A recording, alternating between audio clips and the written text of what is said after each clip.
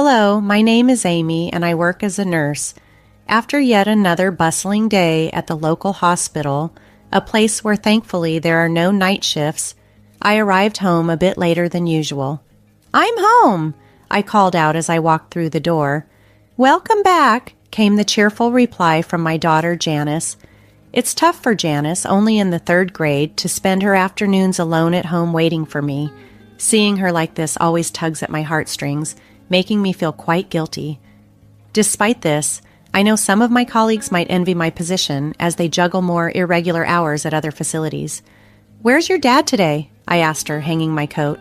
"He hasn't come home yet," Janice replied, looking a bit forlorn.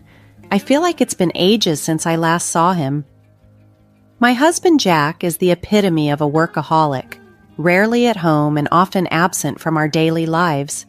I can scarcely recall a time when he joined us for a meal or helped out with household tasks. That said, he does make an effort to spend time with his family, just not with Janice and me. On his days off, he's usually at his mother's house, tending to her garden and cleaning before sitting down to dinner with her. Unfortunately, this dedication doesn't extend to Janice's extracurriculars. He has missed every one of her soccer games and spelling bee contests. His absence and focus on his parents over us have strained our marriage significantly. "I'm sorry, honey. I'm sorry you're so often alone," I said, feeling the weight of our situation. "It's okay, Mom.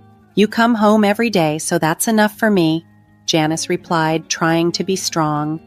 I embraced her tightly, wishing things were different, that we could be a typical, happy family that spent quality time together. No matter how many apologies I offered to Janice, it felt like it would never be enough to make up for what she lacked. Then, unexpectedly, Jack came home early one day, which was a rarity.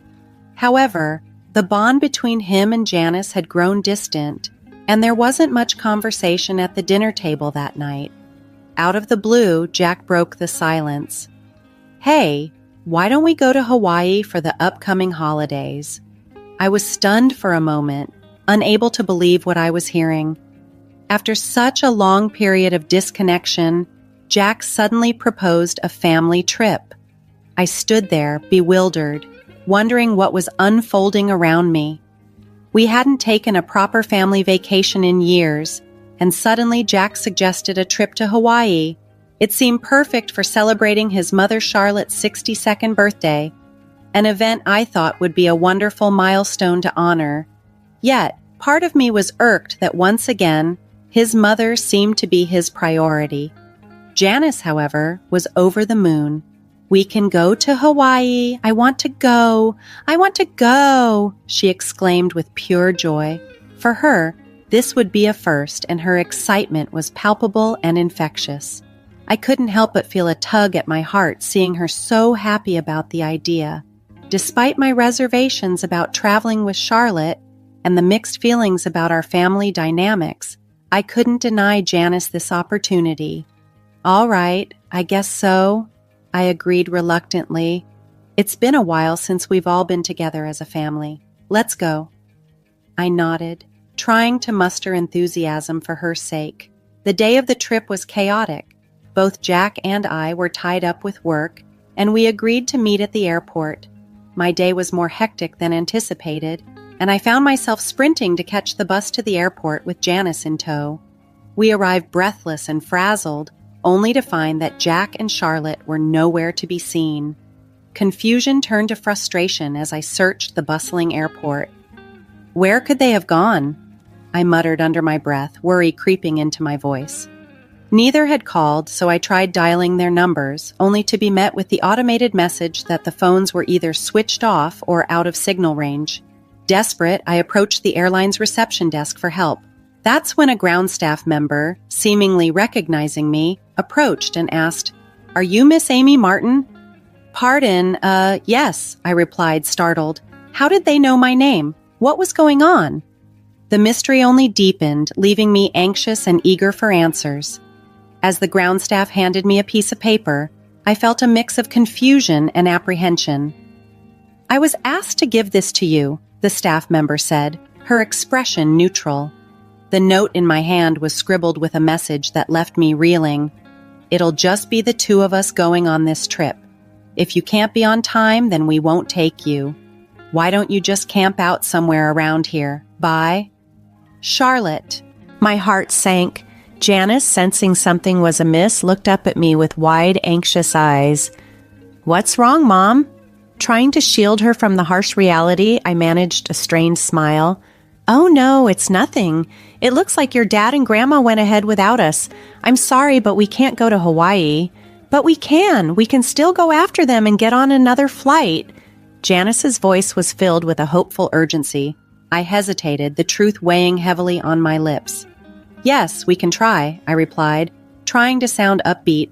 But the reality was different. The cost of booking another flight last minute was far beyond what we could afford. What were we going to do?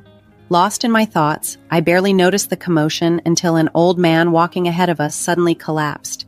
Instinctively, my nurse training kicked in, and I rushed to his side. His breathing had stopped, and I quickly turned him over to secure his airway. Upon inspection, I found that his airway was blocked by what appeared to be a piece of his vomit. "Please, someone call an ambulance!"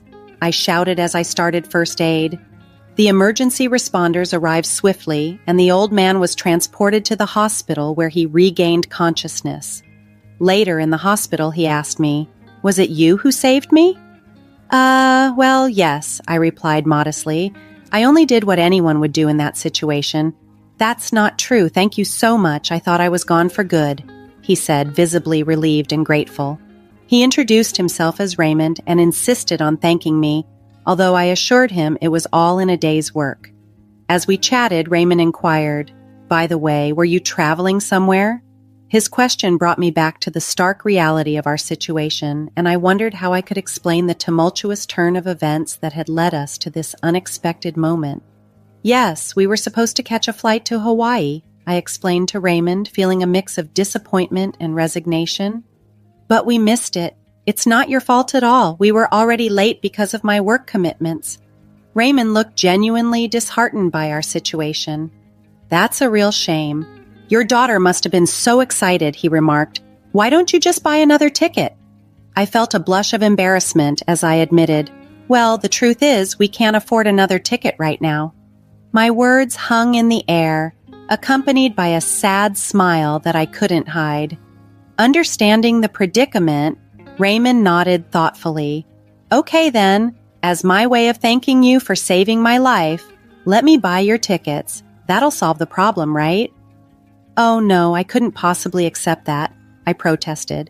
But Raymond was already waving down a staff member passing by. He borrowed her cell phone and stepped aside to make a call. After a brief conversation, he hung up and turned back to me. "If I don't get to thank you properly, I won't be able to rest easy," he insisted, half jokingly. Just then, the note from Jack and Charlotte slipped from my pocket, unnoticed by me in the commotion. Thanks to Raymond's insistence and generosity, Janice and I found ourselves on a plane to Hawaii, seated comfortably in business class, an unexpected upgrade that made our journey much more enjoyable. Upon arriving in Hawaii, I was still unsure where Jack and Charlotte were staying. I should have asked them before we left, a thought that nagged at me as we collected our luggage. "Hello, are you Amy and Janice?"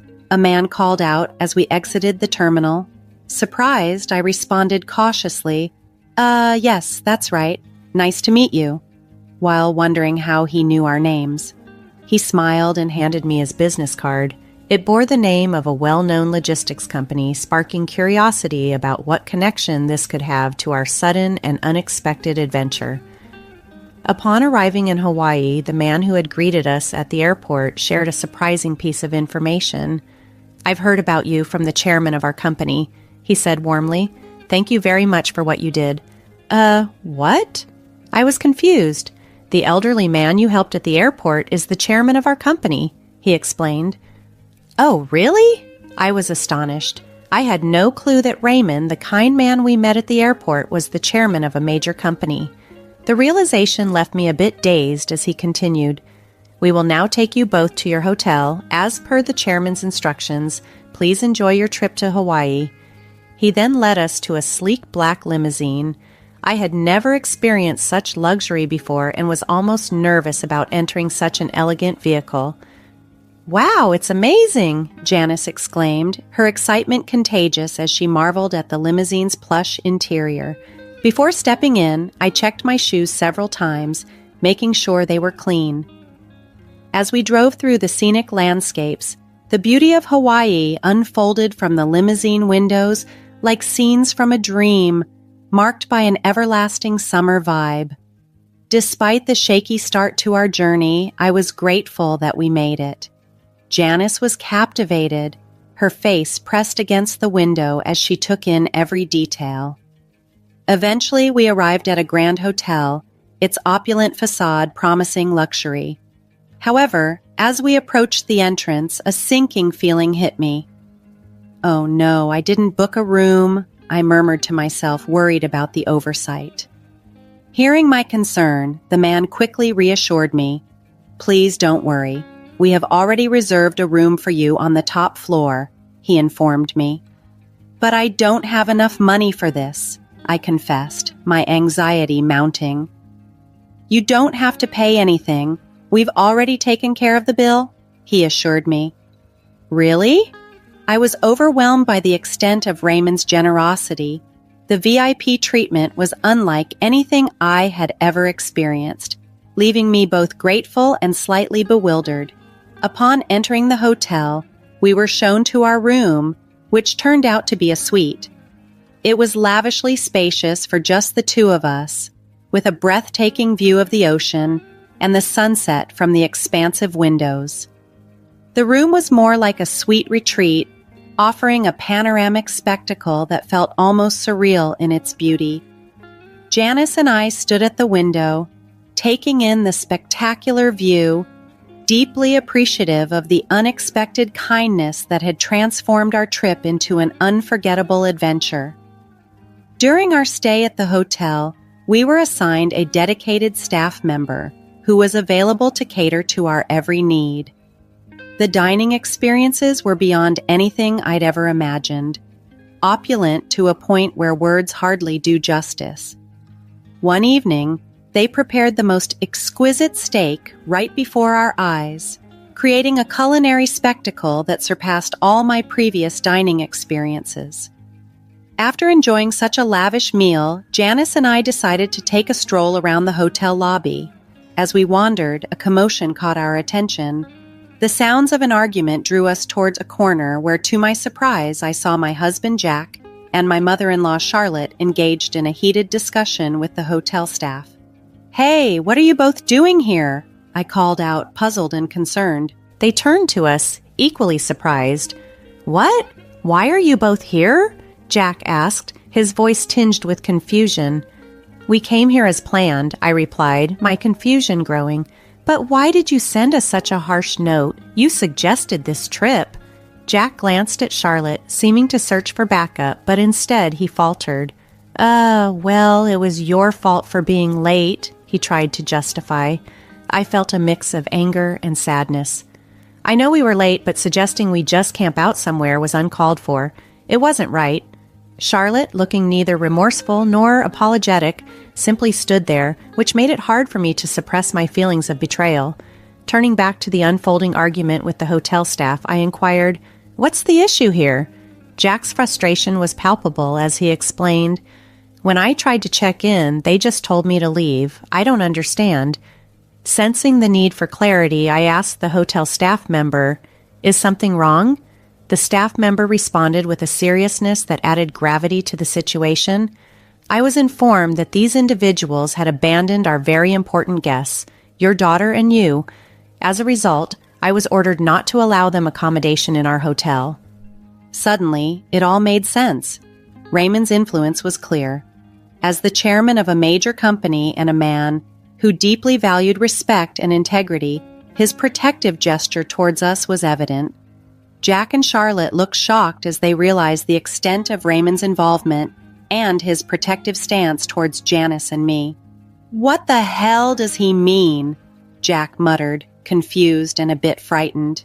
"It's a long story," I began, "but essentially he's making it clear that he can't forgive you for leaving us behind." This trip had taken an unexpected turn, revealing the complexities of relationships and the unexpected champions who sometimes emerge in our lives. When I mentioned Raymond's involvement, Jack and Charlotte's confusion was palpable. "How does someone from this hotel know about that?" Jack asked, clearly bewildered. Understanding his surprise, I wasn't shocked by the hotel's knowledge of the situation. Given what I knew, it seemed like a fitting repercussion for their actions. "Do you know this person?" I inquired as I pulled out a business card. It was from the man who had guided us from the airport upon our arrival in Hawaii. "This is a business card from a major client of ours," my husband stammered, his face draining of color as he took the card with shaking hands. Charlotte's expression mirrored his, turning pale with shock.